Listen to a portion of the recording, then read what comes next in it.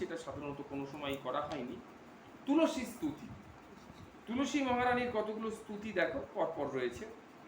তুলসী মাকে বলা হচ্ছে জগদ্ধাত্রী নমস্তুভ্যম, হে জগদ্ধাত্রী মা তোমাকে নমস্কার জানাই।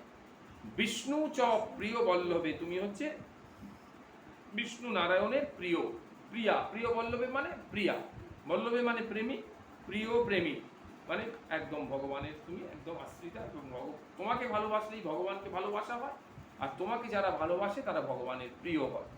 তুলসী স্তুতি বলি তাহলে কি, জগদ্ধাত্রী নমস্তুভ্যম বিষ্ণু চ প্রিয় বল্লভে ব্রহ্ম আদি দেবানাম মাতো সৃষ্টি স্থিতি অন্তকারিণী, তুমি ব্রহ্ম আদি যত দেবতা আছে তারও তুমি আদি। মা তুলসীকে বলছি সৃষ্টি স্থিতি অন্তকারিণী, তুমি সৃষ্টি করেছো, তুমি স্থিতি করেছো, তুমি অন্তকারিণী, মানে সেই পরাশক্তি তুলসী মায়ের মধ্যে সেই পরাশক্তিকেই আহ্বান করা হচ্ছে যে তুমি সেই পরাশক্তি তুলসী মাকে।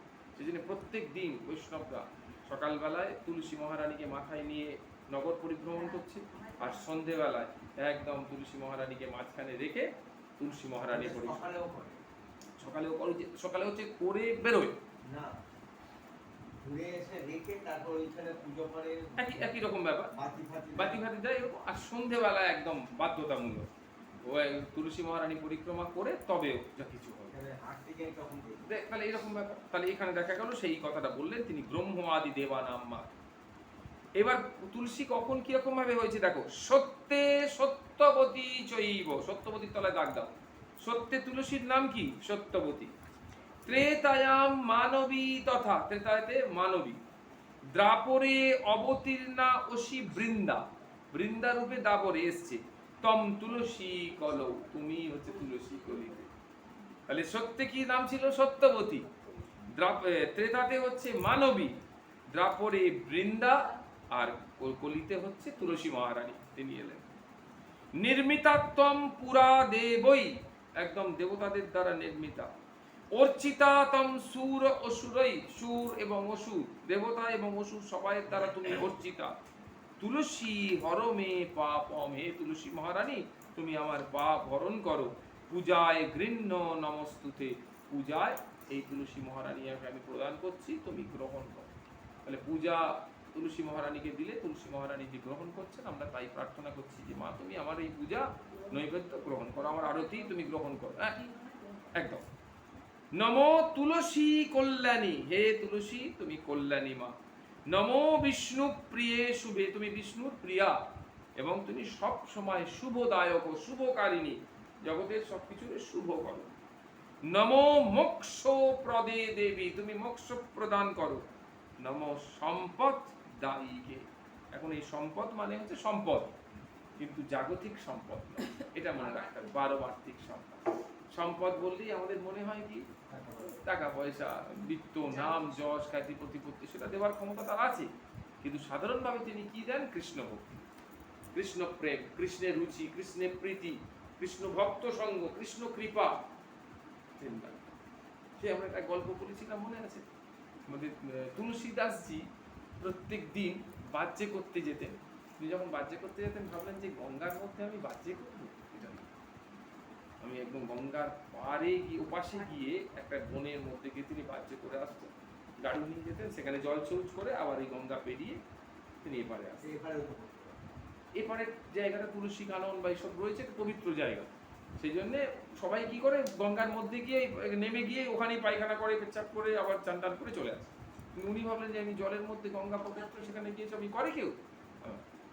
এই আসার সময় গাড়িতে একটু করে জল থাকতো, আর জলটা উনি ছুঁড়ে ফেলে দিতেন, ওখানে একটা শিলা ছিল, ওই শিলাতে রোজ জল ফেলতেন, ফেলতে ফেলতে চলে আসতেন। শিলাটা কিন্তু প্রেত, প্রেত ওইখানে অবস্থান করে শিলার উপরে ছিল, আর এরকম করে জল ফেলতে ফেলতে একদিন শিলা থেকে ওই প্রেত জাগ্রত হয়ে গেছে, তাহলে মুক্তি পেয়েছে। ওই তুলসী মহারাজ মানে তুলসী বলছি তুলসী দাসের জলটা পেয়ে পেয়ে পবিত্র হয়ে গিয়ে ওই শিলার মধ্যে থাকা প্রেত জন্য সে মুক্ত হয়ে গেছে।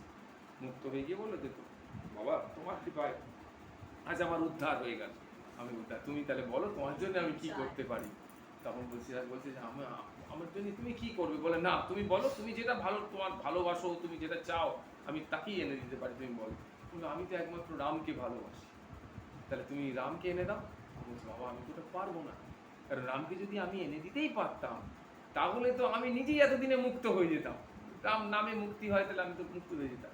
তো তোমাকে একটা একটা শব্দ বলে দিতে পারি, বলে একটা ক্লু দিতে পারি। বলে কি ক্লু? বল তুমি যখন এই রাম কথা পাঠ করো না, সেই রাম কথার সভায় দেখবে একজন একদম অন্তিম কোণে বসে আছে, একজন বৃদ্ধ, একদম নিরাবরণ হয়ে কোনো রকমই সবার প্রথমে আসে, সবার আগে যায়। হ্যাঁ, এরকম লক্ষ্য করে দেখবে যে তার কোনো রকম কিচ্ছু নেই, আবরণ নেই, কোনো রকম একদম বৃদ্ধ হয়ে আসে এরকম। পরের দিন ও রাম কথা বলবে কি, তখন তো তার ফুল কনসেন্ট্রেশন ওদিকে যে এরকম কি হয়। দেখলো একদম ঠিক সবার আগে একটা বুড়ো লোক এসে কোনায় বসলো, আর সবার প্রথমে সবাই রাম কথা শেষ হওয়া মাত্রই সে উঠে চলে যাচ্ছে। ও রাম কথা কথা ফেলে সরাসরি গিয়ে সাষ্টাঙ্গে তার পায়ে প্রণাম করে বলে বাবা আমি তোমায় চিনতে পেরেছি। বললে হ্যাঁ বাবা, বল তুমি এরকম সন্ত মহাত্মা, তুমি আমার পায়ে পড়েছো কেন? আমি একজন সাধারণ মানুষ। বলে তুমি সাধারণ মানুষ না, তুমি মহাবীর, তুমি হনুমানজি মহারাজ। আমাকে এরকম বলে দিয়েছে, তা তুমি কৃপা করে আমাকে রাম দর্শন করো। বাস কলকাতা তুমি পরের দিন চিত্রকূটে এসো। আবার বললো সেই চিত্রকূটে গিয়ে তার সেই তুলসী দাসের রাম দর্শন। তাহলে এই যে ঘটনা, তাহলে বাস্তব বলতে কি, আমরা যদি পুরো গল্পটাকে যদি আমরা মনে করি যেটা কল্পনা, তাহলে মোরালটা কি? মোরালটা হচ্ছে ভক্ত ছাড়া তুমি ডাইরেক্ট সরাসরি গিয়ে তুমি ভগবানের সাথে কিছু দিয়েছি। এটা আমরা জগতে এখন কি দেখছি, যে নেতা কাতাদের সাথে যদি যেতে চাও তাহলে তাকে ভায়া হয়েই তোমাকে যেতে হবে। তুমি সরাসরি টেলিফোন করলেও ধরবে না, গিয়ে দেখা করলেও ধরবে না, হোমরা চোমরা যতই হোক না কেন। কিন্তু তুমি যদি একটা ভায়া ধরো, অন্তত তার যে গ্রুপটি স্টাফ যে আছে, চাকর বাকর ঝাঁট দেয়, তাকে ধরেও তুমি অন্তত তার কাছে পৌঁছতে পারো। সেরকম ভক্ত হচ্ছে ভগবানের কত পরম আশ্রয়, তাকে ধরা মাত্রই সঙ্গে সঙ্গে রাম দর্শন হয়ে গেল। আর কি পদ্ধতির মাধ্যমে হলো,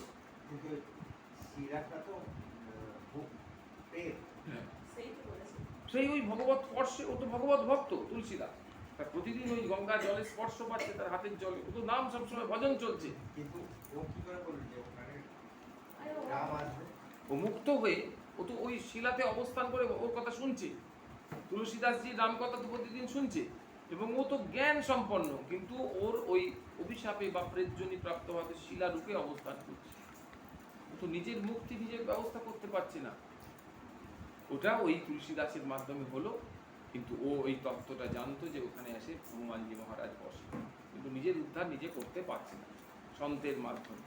ওই জন্য বলা হচ্ছে যে ওই যে ভরত, রাজা ভরত কি হয়েছিল, হরিণের চিন্তা করতে করতে হরিণ হয়ে গেল, হরিণ জন্ম হলো, হরিণ চিন্তা করতে করতে যে হরিণটার কি হবে, হরিণটার কি হবে বলে মারা যাওয়ার সময় হরিণে, যখন পরের জন্মে যখন হরিণ হলো, সে কিন্তু হরিণ হওয়া অবস্থাতে তার পূর্বস্মৃতি কিন্তু জাগ্রত ছিল, পুরোই জাগ্রত ছিল যে আমি একজন রাজা ভরত ছিলাম। সেই জন্যে সে একদম সাত্বিক আহার করত, আশ্রমে আশ্রমে ঘুরতো, সন্ত কথা শুনতো। কিন্তু যতই শুনুক না কেন, সে নিজের চেষ্টায় তো কিছুতেই হরিণজনি থেকে মুক্ত হতে পারবে না, কারণ তার সাধনা সম্পূর্ণ হচ্ছে না। তখন ভক্ত কৃপা, সন্ত কৃপা, শাস্ত্র কৃপা, ভগবত কৃপা লাগবে, তবে তো হবে, তাই না? সেইভাবে ভগবত কৃপায় সে ওই জনি থেকে মুক্ত হয়ে জড় ভরতে রূপান্তরিত, মহাসাধু। এই জিনিসটা বোঝা গেল। আরেক জড়ভরতের একটা জন্ম, ওই হরিণের পরের জন্মটা হচ্ছে জড়ভরত, তিনি ছিলেন মহাজ্ঞানী। জড়ভরত মানে উনি কোনো কর্ম করতেন না, মহাজ্ঞান নিয়ে তিনি ওই বসে থাকতেন না, যে আমি কোনো কর্ম করবো না, যেভাবে আমার আসবে সেই রকমভাবে ভগবত চিন্তনা সবসময়। সেই জন্য বলো জড়ভরত, জড়তা প্রাপ্ত হয়ে এরকম আর। তাহলে এই যে জিনিসটা বোঝা গেল যে এই ভাবটা অবলম্বন করতে হবে, যে অনন্য আশ্রয়। তাই সেই জন্য এখানে বললো গিয়ে, কোনটা আমরা বলছিলাম, হ্যাঁ, নমো মোক্ষ প্রদীপ দেবী নম সম্পদ প্রদায়িকে, সম্পদ মানে জাগতিক সম্পদ নয়, পারমার্থিক সম্পদ। তারপর বলছি ইন্দ্র আদ্যই সকলই দেবী অর্চিতাম ভব সুন্দরী, তোমাকে হে ভব সুন্দরী, তোমাকে ইন্দ্র আদি সকল দেবতা তোমার পূজা করে, অর্চনা করে। ভক্তানাম বরদাম বন্দে, ভক্তদের তুমি বরদান করো, তাই তোমাকে আমি বন্দনা করি। তুলসী সৌম্য রূপিণী, তুলসী হে সৌন্দর্য রূপিণী তুলসী, তোমাকে তুমি ভক্তদের বরদান করো, তোমার বন্দনা। তারপরে সর্বদেবময়ীম দেবী, সমস্ত দেব সমস্ত দেবীদের স্বরূপ তুমি, তোমার মধ্যেই যেন সমস্ত দেব দেবীরা রয়েছে। বেদ গর্ভাম মনোরমাম, বেদ গর্ভাম, তাহলে তুলসী মহারানীকে বলছে তুমি যেন বেদকে তোমার গর্ভে ধারণ করেছো, তাই বলছে বেদ গর্ভাম মনোরমাম, খুব সুন্দর। যোগ গম্যাম, তোমাকে সাধারণ অবস্থায় তোমার স্বরূপ জানা যায় না, যোগের দ্বারা তোমাকে জানা যায়, তোমার কাছে পৌঁছানো যায়। তুলসী সৌম্য রূপিণী, হে তুলসী তুমি সুন্দরী, তুমি কৃষ্ণ ভক্তি প্রদান করো। এটা তুলসী বন্দনা হলো। আবার আমরা কৃষ্ণ বন্দনায় চলে এলাম। এই পর্যন্ত বোঝা গেছে? চতুর্বাহু ভগবান, শঙ্খ চক্র গদা পদ্ম করম গরুর বাহনম। নারায়ণ চারটে হাত, শঙ্খ চক্র গদা পদ্ম ধরে আছে, আর গরুরের ওপর আরূঢ় হয়ে আছে। তাহলে দুটো দুটো স্বরূপ হলো। শঙ্খ চক্র গদা পদ্ম করম এই পর্যন্ত একটা স্বরূপ, গরুর বাহনম দুটো স্বরূপ। হৃদি নীলোৎপল শ্যামম, হৃদয়ের মধ্যে সেই নীলোৎপল শ্যাম। বিষ্ণু বন্দে চতুর্ভুজম, সেই শ্যামবর্ণ বিষ্ণুকে আমরা বন্দনা করি, চতুর্ভুজ বিষ্ণুকে আমরা বন্দনা করি। মঙ্গলম ভগবান বিষ্ণু, সদা মঙ্গল করেন ভগবান। ভগবান বিষ্ণুর নাম সদা মঙ্গল, সমস্ত অমঙ্গলহারী। মঙ্গলম গরুড়ধ্বজম, সেই গরুর বাহনকারী ভগবান। মঙ্গলম পুণ্ডরীকাক্ষ, যার পুণ্ডরীকাক্ষ নাম, সদা মঙ্গলায়তন হরি। এই জীব জগতের কল্যাণ মঙ্গল সবসময় হরিপদাশ্রিত থাকলে, হরিশরণম করলে সেটা সম্ভব হবে। এবার ভগবানের নামগুলো বলছে। কেশব অচ্যুত গোবিন্দ পদ্মনাভ ত্রিবিক্রমম বাসুদেব ঋষিকেশ পুণ্ডরীকাক্ষ বামনম নরসিংহ হয়গ্রীব নারায়ণ। এই পর্যন্ত। তাহলে 1 2 3 4 5 6 7 8 9 10 11 12 দ্বাদশ নাম। ভগবানের দ্বাদশ নাম বলে কি বলছে? সদা অবতু। অবতু মানে রক্ষা কর। আমরা একটু আগে বললাম অবতু মানে হচ্ছে রক্ষা কর। তাহলে প্রত্যেকটি নারায়ণের মাহাত্ম্যযুক্ত নাম, প্রত্যেকটি নাম তো মাহাত্ম্যযুক্ত।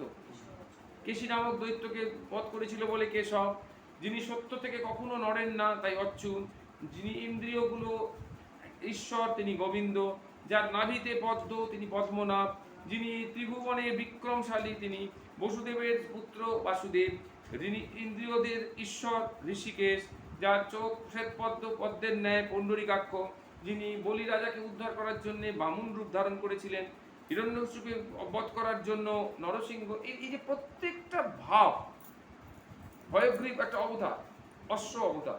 আমাদের পুরাণে যেমন 10 অবতার, ভাগবতে আছে 21 অবতার। তার মধ্যে একটা অবতার হচ্ছে হয়গ্রীব। এই রূপটা তুমি কোথায় খুঁজে পাবে বলো?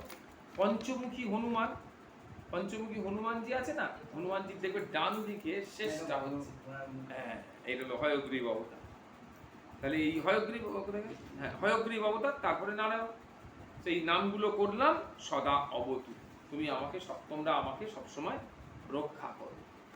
এইবার দেখো এটাও একটা প্রার্থনা। এটা হচ্ছে ঋষিকেশ, ঋষিরা, ওটা ঋষি, এটা হচ্ছে ঋষিকেশ। ঋষি স্থানটার নাম ঋষি, হ্যাঁ ওইটা তো স্থানটার নাম ঋষি, ওটা ঋ। ওইখানে বসে তপস্যা করেছিলেন বলে ওই জন্য না। আর এটা হচ্ছে কি অপরাধ সহস্রাণী, আমি সহস্র সহস্র অপরাধ করে চলেছি। খুব ইম্পর্টেন্ট প্রার্থনা।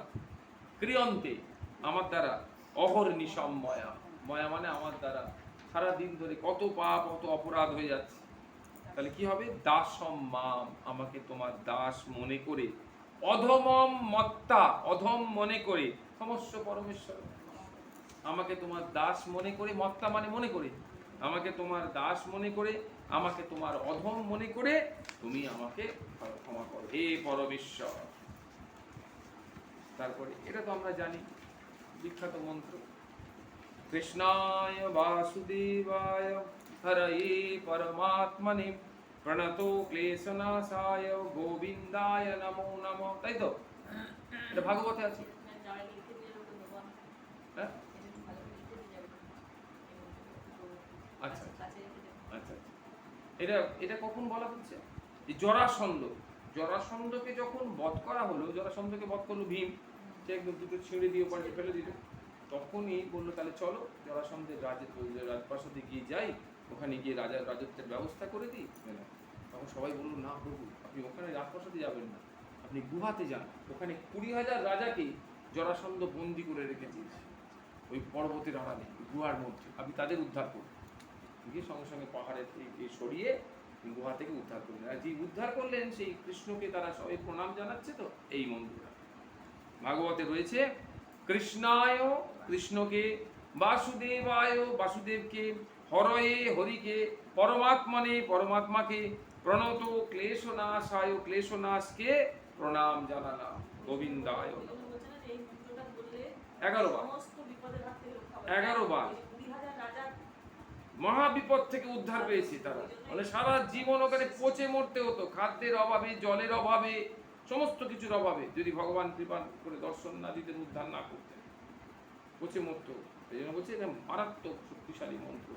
কৃষ্ণায় বাসুদেবায় হরয়ে পরমাত্মনে প্রণত ক্লেশনাশায় গোবিন্দায় নমো নমঃ। এইবার ভাগবতের একটা বিখ্যাত শ্লোক, সব কটাতে বাসুদেব আছে। দেখো বাসুদেব কে, বাসুদেবের পরিচয় দিচ্ছি। বাসুদেব পরা বেদা, শ্রেষ্ঠ বেদ। বাসুদেব পরা মখা, মখা মানে যজ্ঞ, মখা শব্দের অর্থ যজ্ঞ, হ্যাঁ শ্রেষ্ঠ যজ্ঞ। হ্যাঁ বাসুদেব, কিন্তু আবার ওই যখন আবার দ্বিতীয় দিন বলি, এটা মনে আছে? ওটা আবার হয় রিকল করা হয়, না হলে আবার শোনা হয়। তাহলে বাসুদেব পরা যোগা, যোগের মধ্যে শ্রেষ্ঠ হলো বাসুদেব। সব আকারে দেওয়া আছে কিন্তু, মানে বহু বচনে, যত যোগ আছে তার মধ্যে শ্রেষ্ঠ। বাসুদেব পরা ক্রিয়া, যত ক্রিয়া আছে সব ক্রিয়ার মধ্যে বাসুদেব শ্রেষ্ঠ। বাসুদেব পরম জ্ঞানম, জ্ঞানের মধ্যে শ্রেষ্ঠ জ্ঞান। বাসুদেব পরম তপ, বাসুদেব হচ্ছে পরম তপ। বাসুদেব পরম পরধর্ম, বাসুদেব পরাগতি, ধর্মের মধ্যে শ্রেষ্ঠ বাসুদেব, তপস্যা। আর বাসুদেব হচ্ছে পরাগতি, পরম গতি, যে গতিতে গেলে বলছে যদ গত্বা না নিবর্তন্তে। হ্যাঁ বলছে আমার ধাম কোনটা, আমি যেখানে থাকি সেই ধামটা কিরকম, বলছে যদ গত্বা না নিবর্তন্তে, যেখানে গেলে আর ফিরে আসতে হবে না। ভগবানের পরিচয় কিরকম, তদ্ধাম পরমম মম। ভগবানের ধাম কোনটি যদি তোমাকে জিজ্ঞেস করছে ভগবানের ধাম কোনটা, আমরা কত কি বলি না যে ভগবানের ধাম, কিন্তু ভগবান কি বলছেন সেই দিয়ে উত্তর দিতে হবে সবসময়। ভগবান গীতাতে কি বললেন, বলছে যদ গত্বা না নিবর্তন্তে, যেখানে গেলে আর ফিরে আসতে হবে না, সেটাই আমার ধাম, সেটাই আমার পরম ধাম। তাই এখানে কি বললেন যে বাসুদেব পরাগতি, সেই ধামে যদি একবার ফিরে যেতে হয় তাহলে বাসুদেবই হবে আমাদের পরাগতি। দাদা বাবু বোঝা যাচ্ছে? এইবার একটা বিখ্যাত মন্ত্র, হ্যাঁ তার নামই হচ্ছে ত্রৈলোক্যনাথ দেবেশ। এটা খুব বিখ্যাত প্রণাম মন্ত্র, ত্রৈলোক্যনাথ দেবেশ। ত্রৈলোক্যনাথ, হ্যাঁ ত্রৈলোক্যনাথ, প্রথমে তিলকের নাথ তিনি, দ্বিতীয় হলো দেবেশ, দেবতাদের মধ্যে যিনি শ্রেষ্ঠ। তারপরে কি বলে, সর্বভূত দয়ার নিধে, সমস্ত প্রাণীদের যিনি হচ্ছেন দয়ার নিধি। নিধি মানে হচ্ছে সম্পদ, অষ্টনিধি, দশনিধি এরকম আছে না, সেই নিধি মানে সম্পদ, যিনি একদম সমস্ত প্রাণীদের দয়ার স্বরূপ। দানেন অনেন ভগবান যথা উক্ত ফলদা ভব, তুমি আমাকে কৃপা দান করো, করুণা দান করো, এবং আমার কর্মে যথাযুক্ত ফল যেরকম হবে সেরকম ফল প্রদান করো। মানে আমি তো জানি না কি কর্ম করলে কি ফল হয়, কিরকম ভাবে জীবন। অনেন মানে দানের দ্বারা, যেরকম ভাবে দানেন অনেন ভগবান যথা উক্ত ফলদা ভব, যে দানে যে কর্মে যেমন ফল লেখা আছে সেরকম ফল আমাকে প্রদান করো। লেখা আছে বলতে এই গরু দান করলে, 1 লক্ষ গরু দান করলে তোমার ব্রহ্মলোক প্রাপ্তি হবে। তা আমি তো জানি না, আমার কাজটা হচ্ছে যে আমি দান করব, 1 লক্ষ গরু দান করব। তুমি বলেছো ব্রহ্মলোক প্রাপ্তি হবে, এবার তোমার দায়িত্ব আমার দান করার পর তুমি আমাকে যাতে ব্রহ্ম। দেখো এবার পড়ো বাংলাটা, দানেন অনেন ভগবান যথা উক্ত, যেমন বলেছিলে ফলদা ভব, সেরকম ফল প্রদান করো। মন্ত্রগুলোর অর্থ বুঝতে পারলে বুঝতে পারছো যে একদম চোখ বন্ধ করে আমরা সব মুখস্থের মতো বলে ব্রাহ্মণ, বলে কেউ কুণ্ডরিকাক্ষ বলছে, ও বলছে কুণ্ডরিকাক্ষ। হ্যাঁ তার কোনো মানেই নেই, কোথায় কুণ্ড কোথায় কুণ্ড, হ্যাঁ মানেই নেই। কিন্তু যদি আমরা তার অর্থটা বুঝতে পারি, কি সুন্দর তার ভাবটা, এইটাই হচ্ছে আসলে মন্ত্রার্থ খুব জানতে হবে। এইটা ভাগবত মাহাত্ম্যের শ্লোক, খুব ইম্পর্টেন্ট। এটা দেখবে সমস্ত ভাগবত পাঠেই বলা হয় সচ্চিদানন্দ রূপায়, ভগবানকে না সচ্চিদানন্দ রূপ, ভগবান হচ্ছেন সচ্চিদানন্দ রূপ। বিশ্ব উৎপত্তির আদি হেতবে, এই বিশ্বের যে উৎপত্তি তার আদি কারণ, হেতবে মানে কারণ। তাপত্রয়, আমরা তাপত্রয়ের কথা বললাম না, 3 প্রকার তাপ, তার বিনাশ, সে তাপত্রয়ের বিনাশ হয় শ্রীকৃষ্ণায় বয়ম নমঃ। বয়ম মানে আমরা, শ্রীকৃষ্ণকে নমস্কার করি আমরা। হয়ে গেছে, বোঝা গেছে? তাহলে সচ্চিদানন্দ স্বরূপায়, সচ্চিদানন্দ রূপায়, বিশ্ব উৎপত্তি আদি হেতবে তাপত্রয় বিনাশায় শ্রীকৃষ্ণায় বয়ং নমঃ। ঈশ্বর পরম কৃষ্ণ, ঈশ্বর হলেন কে? কে ঈশ্বর? পরম কৃষ্ণ, যার উপর আর কেউ নেই, পরম তিনি। পরম শব্দটার অর্থ বুঝতে পারছো? কাম মানে যা আমরা সাধারণত করি, তুমি আমার জন্য কিছু করো তাহলে আমি তোমার জন্য কিছু, তুমি যদি আমার জন্য কিছু না করো আমি কিছু করবো না, এটা কামের পর্যায়ে। তার থেকে একটু উপরে হলো প্রেম, যেমন কিছু তুমি নাও করো আমি তোমাকে তোমার জন্য করে যাবো, এটা প্রেম। তার উপরে হচ্ছে পরম প্রেম, একদম ভগবানের যে প্রেম। আমরা ভগবানের জন্য কিচ্ছু করতে পারি না, কিন্তু ভগবান দেখো একদম ঠেলে তুলে দিয়ে যাচ্ছে। আমাদের যে জীবনটা চলছে সেটা তো ভগবানের দয়ায়, ভগবানের কৃপায়, তাই না? আমরা তার জন্য কি করতে পারছি? 10টা মিনিট ভগবানের কাছে দিতে পারছি, অথচ গোটা দিন ভালো করে খেয়াল করবে। রাত্রিবেলা শোয়ার সময় আমার প্রত্যেক দিনের এই চিন্তা, সত্যি সত্যি ঠাকুর সারা দিনটা আজকে কত কাজে ছুটে ছুটে চলে গেল, তোমার কাছে কতক্ষণ রইলাম, অথচ তিনি সবে সন্তুষ্ট। দুবার ধূপ ভরালাম সন্তুষ্ট, দুবার হাওয়া করলাম সন্তুষ্ট। দুবার কোনো সময় কৃপা না বলে আজকে ঠিক আছে, আজকে তুই দুবার ধূপ ভরিয়েছিস তাই কম কৃপা করবো, কালকে 4বার ভরা বেশি, তাই আছে নিরবিচ্ছিন্ন কৃপা প্রবাহ। কিন্তু আমরা তাকে সময় দিতে পারছি না। তাই জন্য এখানে কি বলবো? ঈশ্বর হলেন পরম কৃষ্ণ, সচ্চিদানন্দ বিগ্রহ, অনাদির আদি। তিনি অনাদিরা কোথায় আছে? ব্রহ্ম সংহিতায় এই শ্লোকটা। অনাদির আদি গোবিন্দ, সর্বকারণ কারণম, সর্বকারণে তিনি হচ্ছেন কারণ। এবার আমরা তখন বললাম না যে ওই আমাদের নলকুবের আর মণিগ্রীব একটা শ্লোক বললেন, ওই যে পরম কল্যাণ যেটা, আর আরেকটা শ্লোক হচ্ছে এইটা। এটাতে খুব স্টার্ট দিয়ে রাখবে, এটা ভাবটা অন্তত বুঝে নেবে। তার হাত জোড়ো করে বলছে দাদা ওই বাণী গুণ হচ্ছে, বাণী গুণ অনুকথনে, বাণী গুণ অনুকথনে হাত জোড়ো করে বলছে প্রভু এমন অবস্থা করো যেন আমাদের জিহ্বা, আমাদের বাণী সব সময় তোমার গুণ আখ্যান করে, তোমার লীলাগুলো বলে। শ্রবণৌ কথায়াম, শ্রবণৌ ঔকার কেন? দুটো কান, 3টে কান নয় তো, 3টে কান হলে বহু বচন হয়ে যেত, দুটো কান বলে ঔকার, নর নরৌ। শ্রবণৌ কথায়াম, হস্তৌ দেখো কটা হাত? দ্বিবচন। চক কর্মসু, তোমার কর্মে হাত যেন থাকে। মনো তব পাদয় ন, ন মানে আমাদের, নয় বিসর্গ মানে হচ্ছে আমাদের। মন যেন তোমার পাদপদ্মে, আমাদের স্মৃতাম, আমাদের যেন স্মৃতিতে, তোমার মনটাই, তোমার পাদপদ্মই যেন আমার মনের স্মৃতিতে থাকে। স্মৃতাম মানে স্মৃতিতে। শির কোথায় থাকে? শির মানে মাথা, কোথায় থাকবে? তব নিবাস জগত প্রণামে, সীতারামের কথা, জগতের সবে তুমি, সব তুমি। তাহলে জগৎ প্রণাম মানে জগতের সবের মধ্যে তুমি আছো, এই জগৎ প্রণামে আমাদের মাথা থাকবে। দৃষ্টি শতাম দর্শনে, আর চোখ থাকবে কোথায়? সন্ত দর্শনে, সাধু দর্শনে। শতাম মানে সন্ত সাধু দর্শনে। ভগবত দর্শনে থাকবে না কেন? সন্ত দর্শনে থাকবে কেন? সবসময় আমরা সৎ, সজ্জন, ভক্ত, গুরু এদেরকে দর্শন করবো কেন? এখানে তো বলতে পারতো যে আমার সবসময় পরম্পরায়। আরো বলছে, তুমি যেটা বললে ভগবান পরম্পরা, সেটা সত্য। ওরা বলছে কেন না অস্তু ভবত্তনু নাম, ওই ভক্তরাই তো তুমি, তুমিই তো ভক্তরূপে আবির্ভূত হয়েছো। ভক্ত আর তোমার মধ্যে কোনো পার্থক্য নেই। ভবত তনু নাম, এই তনুটা তোমারই তনু, এই সন্ত তনুটা তোমারই তনু, এই গুরু তনুটা তোমারই তনু, তাই বললো ভবত তনু নাম। হ্যাঁ, সেই জন্য নারদ বলছে, নারদের ভক্তি সূত্রে আছে না, আমরা পেয়েছিলাম, তস্মিন তৎজনে ভেদ অভাবাৎ, ভক্ত আর ভগবানের কোনো ভেদ নেই। যিনি ভক্ত তিনি ভগবান, যিনি ভগবান তিনি ভক্ত, তাই হলো ভবত্তনু নাম। এটা বোঝা গেল? হ্যাঁ, কোনো অসুবিধা নেই তো? ভবত্তনু নাম, বা তোমার তনু আর এইদের তনুর মধ্যে কোনো ভেদ নেই, দুজনের কোনো তফাৎ কিছু নেই, অভাব নেই। এই তো। তাহলে বাণী অনুকথনে, শ্রবণৌ কথায়াম, হস্তৌ চ কর্মসু, মনঃ তব পাদয়ো নঃ, স্মৃত্যাম শিরো তব নিবাস জগত প্রণামে, দৃষ্টি শতাম দর্শনে অস্তু ভবত্তনু নাম। তারপরে